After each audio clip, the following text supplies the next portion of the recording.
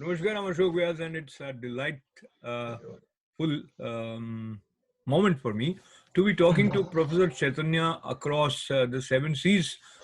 Professor Chaitanya, let me bring him to the screen first, and then I will take this opportunity of mentioning that he's direct disciple of Swami Chinmayanand ji, Swami Dayanand Saraswati ji, and direct grand disciple of Bhagwan Sri Raman Maharshi ji also.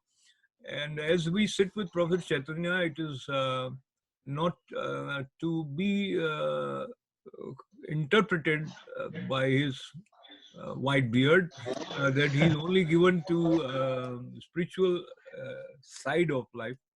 And we will learn a little bit more. I think we make this demarcation quite often that there's one material side, there's one spiritual side. But Professor Chaitanya is also an educator and corporate trainer. He has almost 3 decades of experience in that direction. He has had training sessions with none other than those who are actually at the helm of running the country, IAS, IFS. Uh, so there have been a specialization with him as far as leadership training is concerned, stress management, achievement, motivation, and a lot. So we will be able to be benefited by his presence. Let me begin by looking at life, sitting with you, Professor Chaitanya. What is ultimately, you would say, is life, and what is the purpose of our being here? You have asked the toughest question to answer. Thank you.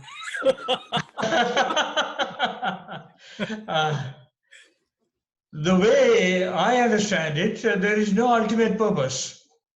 The way India sees it, there is no ultimate purpose either. There is no goal to reach. Only the journey is there. And if you forget to enjoy the journey, then you lose everything because there is no place to reach. So there is no place to reach, and you forget to enjoy the journey, which means you lose everything. India says that this is nothing but a lila, a krida. Lila means a sport. Krida again means a sport. The way we say Rama Lila, the way we say Krishna Lila, it's just a sport. So you enjoy it because you have already achieved whatever can be achieved. There's nothing for you to achieve. As Krishna, a man who realized himself, realized his real nature, says, Name parthasti kartavyam trishu lokeshana. In all the three words, nothing to achieve. That is the real state of things. So you just enjoy the journey, take it light, live it in utsav bhav. That's what you have to do. Every moment, celebrate every moment. Live in the spirit of festivity as the Vedic people lived.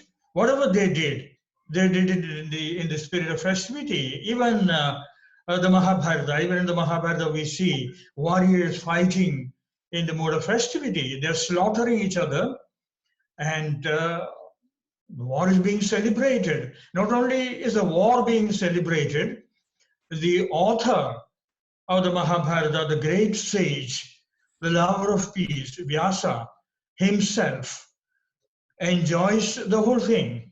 So everything can be enjoyed, even such horrendous things like war should be fought in the spirit of Lila, in the spirit of Krida. That's what India says.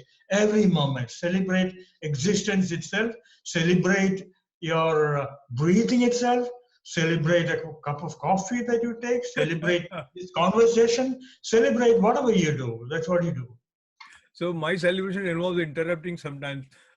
Please go ahead. You talked about celebrating as it is, and there's no specific purpose, there's no specific goal. When that is put in the context of the corporate world or result-oriented needs, which you are, and you're working under pressure at several places. So let me just bring in the term performance excellence. Now, if you are not driven in a way that you have to achieve this, that, and you're not in utsav bhava. If you are looking at having excellence in performance, can you be in Utsav Bhava? And if that kind of Utsav Bhava is related to others around you, with your team, with your organization, how these two things would coexist? Beautiful question and absolutely relevant. Let me put it this way. Without Utsav Bhava, performance excellence is possible. You do something under stress, ultimately the output is going to be at best average.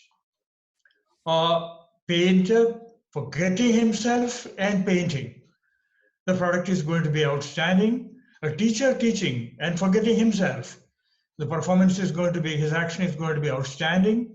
A conversation, if you really enjoy it, if you lose yourself in that, it's going to be, you're going to enjoy it. But if you're stressed, if there are a lot of conflicts in you, if you're too much goal obsessed, then the performance will be average. Nothing done under tension, nothing done under stress is going to be really outstanding.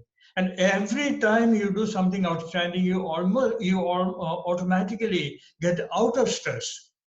See, speaking from the standpoint of neurobiology, um, most of the time in the corporate world, people work in the beta state. The beta is when the electric waves inside the brain are moving at tremendously high speed, between 14 cycles per second and 100 or more cycles per second. In 1 second, 14 minimum, 100 or more at the other end. This is the beta state. And in this state, whatever you do, your performance is going to be average.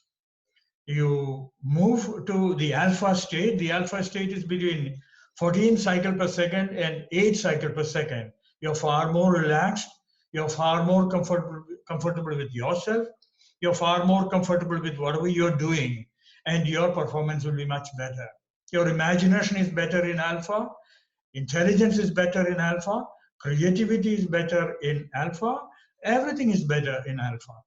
And if you relax a little more and move to the theta state, and then your performance is going to be outstanding. Theta is a state of performance excellence, and in theta you are in Utsav Bhava. So without Utsav Bhava there is no theta, without theta there is no Utsav Bhava, and without Utsav Bhava and theta there is no performance excellence. So you have to be in Utsav Bhava. Yeah, that's a to really perform well. Sorry, please continue. Yeah. Yeah. So a dancer dancing on a stage, if she is stressed, she will be in beta and her performance will be just average. She relaxes a bit, is able to move into alpha, performance will be better. She relaxes further and she is able to move into theta, then the performance will automatically become brilliant. So brilliant. So Utsav Bhav, Utsav Bhav is synonymous with brilliance. And without Utsav Bhav, there is no brilliance either. A writer writing, forgetting himself, becoming one with the writing is going to be brilliant. Even I mean, not spiritual people or special people like that. Let's take someone like the author of Godfather, Mario Puzo. Mario Puzo, and Mario Puzo writes later, after his book became a bestseller, the movie became probably the greatest thriller of the 20th century and so on, that I did not write this book. The book just came out of me. And when you're in Subhav, things just come out of you. Poets have said that, dancers have said that, sportsmen have said that. A lot of the time, Sachin Tendulkar has said, I get into this state, in sports, this is called the zone. I get into the zone and then I forget the audience, I forget the other players, I forget the crowd, I forget everything. I just see the ball and then my bat rises up and connects with the ball and then miracles happen. That's how Tendulkar describes it. So somehow is the only state, I'm sorry. Let me just interrupt you for a second to sort of appreciate the way you have described this Utsav Bhava, the state of flow, the state of being, and you also talked about alpha, beta, theta, um, and I A think fourth state I did not mention, delta. We will right, not go into that. that is Turiya Bhav. But Yeah, exactly. right. So theta, talking about theta state, many of our viewers may not understand if they haven't studied that side. But the more important thing is how to reach there. Would you say that you are born like that, that it is easy for you to get to that state of Utsav Bhava, or that state where you would be naturally, spontaneously performing in the excellent fashion? Or there is something that you can do with respect to your inner arrangement, which would help you. And let me also bring in another term that is quite frequently used nowadays. That is, we talk about intelligence, and then we also talk about emotional intelligence. And since you come Go from ahead, please. Yeah, yeah. deep spiritual understanding, so how detachment and emotional intelligence go together?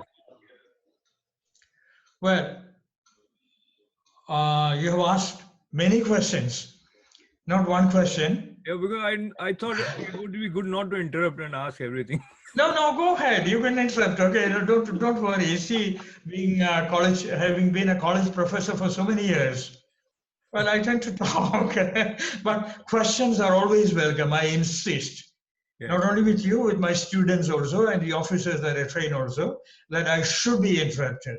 And the more you interrupt, the more the discussion will turn from become from your standpoint. Otherwise, I explain Okay, so things from my let me own standpoint. let me repeat my question and break them into performance, or that zone, or excellent performers. Are they born, or they can do something to reach to that stage? Let me hear your response to that first. Okay. Okay. And the other question is waiting Yeah, about that is like theta and right, right. intelligence and all that. We'll come to that later Yes, yes. because that's also a beautiful question. Something very very valuable. Now, theta is something practically anyone can get into without much effort. You should love what you're doing. That's one basic requirement. If you do not love what you're doing, you cannot get into theta. And you should give all of yourself to what you're doing. And if these two things are there, and the absence of one thing, the absence of stress, the absence of tension, when you are in theta, tension will not be there if you love what you're doing. Stress will not be there if you love what you're doing. And if you give 110% of yourself, then you're already in theta and you are in performance excellence. So it's something you can learn. So India, ancient India, had very, very clear insights into this. And India insisted on everybody doing things that they enjoy, that fill them with energy, that fill them with passion. India had a word for such things. With each one of us, it is different. And ancient India's word for that is Swadharma. Swadharma, what you're passionate about, what you're born to do. If you do that, then you love what you're doing and you can give all of yourself and you will almost always be in theta whenever you're doing that. And Krishna stresses this so much. He says it is better to die doing what you're born to do, doing your Swadharma, than to move into other areas. Swadharme nidhanam shreya. Nidhan is death. Doing so then, it's better to die paradharmo bhayavaha, moving into areas that are not your dharma. It's terrible indeed. That's what Krishna says. And that's one of the reasons India designed its entire social life in such a way that each one practiced his dharma. So everybody was performing at its peak practically all the time. And India as a country rose to the very peak of civilization and culture. Practically in every field that India stepped into, India became the greatest achiever in the ancient world. The secret of that was the practice of Swadharma. So let So me if interrupt. what you are Yeah, loving, let me interrupt you for a please. quick sort of call it a comment. Or when I was listening to you, I was reminded of all the festivals that we have in India. Mm-hmm. Of late, as I was growing up, we started looking at meaninglessness in some of the festivals, and they become more like a little bit market driven, that you buy this or you give this, etc.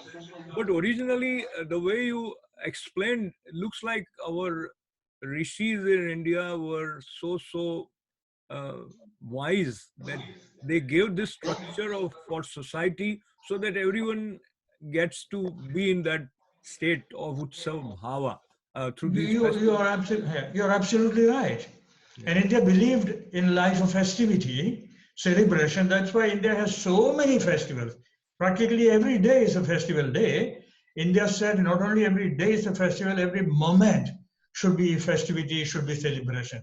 That's what India said. So if you go to our villages even today, you can see women knee deep in water, mire, clay, wet clay, planting paddy, and there is a song on their lips. Go to homes. Women are either grinding spices or, you know, pounding masala, and there is a song on their lips. Everything is accompanied by festivity, celebration, song, and dance. That was India's soul, festivity. And India also said that this is our true nature. Festivity is our true nature. Ananda is our true nature. We are beings of joy. Our very essence is Ananda, and God is Ananda. So God is the more you celebrate, the closer to your God. India did not say sorrow takes you to God. India, grief takes you to God. Sadness takes you to God. India said Ananda takes you to God, and Ananda is God. So live every moment godly, spiritual, by being Ananda, by celebrating it. So allow me to say that listening to fills one with ananda. So in this bhava of ananda, uh, I once again remind our viewers that Professor Chaitanya is an educator and corporate trainer. And then he has also been a part of the faculty of institutes like XLRI School of Business, Jamshedpur, Xavier Institute of Management and Research, Mumbai.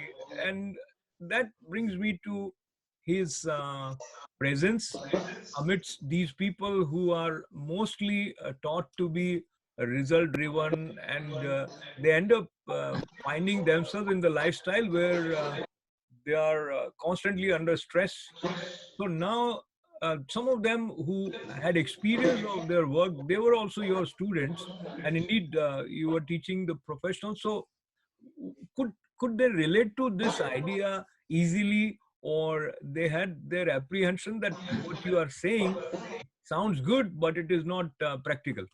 They find it difficult to accept until it's explained clearly to them. So I use the idea of neurobiology, the happiness advantage, and terms like this. The theory of happiness advantage says that if you do something out of happiness, in a mode of happiness, there will be excellence. And if you do it morosely, if you do it unhappily, if you do it under stress, you will not be able to achieve that kind of happiness. So relax, enjoy what you're doing, and watch wonders happening through you.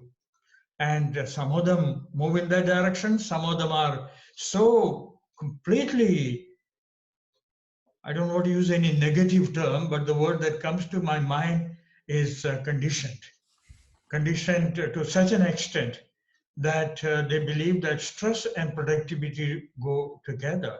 Stress and productivity do not go together, they are the opposites. We need challenges. Some of my students and some of the officers have pointed this out to me. They say, under stress, I perform better. I point it out to them that no, you don't perform better under stress, you perform better under challenge. And explain the difference between stress and challenge. Stress is a feeling that I cannot do it. Like you enter an examination hall, the paper comes, and you look at the paper and you get a feeling, no, I cannot do it. Then you are under stress. and you look at it, you find the paper is tough, and you smile and you say, yes, it is tough, but I can do it. Then it is challenge. And if it is challenge, you enjoy what you're doing. You come out of the examination hall after 3 hours, 4 hours dancing, light, and you feel as though you're floating in the air. If it is stress that you experience, then you come out it completely exhausted, tired, unable to stand up. And many of my students have pointed this out. Many of the officers have pointed it out. Yes, when I enjoy it, I feel so light. So there is a kind of resistance. Definitely, there's a kind of resistance because the entire industrial and the business world today is under tremendous stress. Stress is what they live throughout the day. Unfortunately, that's a new phenomenon.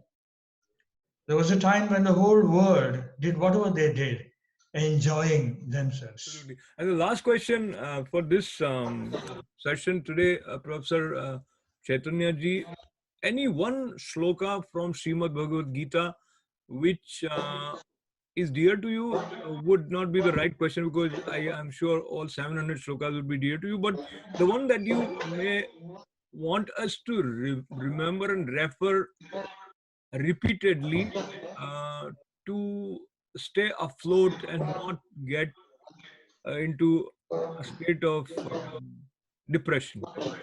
Mhm. Apart, I mean, there are many, many verses that I could say, but a half shloka I would like all of us to remember. Krishna consoling Arjuna says, Nahi kalyana kaschit durgatim papa gachati. Nahi kalyanakrit kaschit durgatim tata gachati. One who does good to others is never destroyed. It's Krishna's assurance. That's something I want people to remember in these difficult times, because difficult times take us to the beta state. In the beta state, all of us are completely selfish. We become animals in beta state. Survival becomes the only thing we look for. At such times, the message of doing good to others is absolutely, absolutely important. And the only meaningful way to live life is doing good to others, living for others. No one who has lived exclusively for himself or herself has ever achieved happiness. You have done very In good to us, sir. Thank you very much for these wonderful words. And I must also share that I'm reminded of Swami Vivekananda's these words, which are pretty much echo of what you just said. Is they alone live who live for others. Rest are more dead than alive. So, Professor yeah. Chaitanya ji, you are talking about staying alive and staying in the Utsava Bhava. What Utsav bhava, okay? Relax, accept things, celebrate every moment, celebrate, if possible, even sorrow, even grief, even loss. beautiful. So, literally, Satya Chaitanya, truth and consciousness are flowing through are flowing through him and connecting us with a pure joy that is Utsav Bhava. So, lots and lots of good wishes. Thank you very much for joining us, sir. My pleasure. It's been an honor and a pleasure. There you go. My guest, Professor Siddha Chaitanya ji, is a corporate trainer, and Satya Chaitanya. there is so much that Yeah. we can connect with what he has done in terms of serving and sharing a sense of clarity about life through his writings, through his teachings, through his trainings. At formal forums as well as informally. And we'll be connecting with him at some other point again. Once again, thanking him and thanking all of you with lots of good wishes. And doing good to others is one mantra which we carry today. Um, this is a show, guys. Thank you.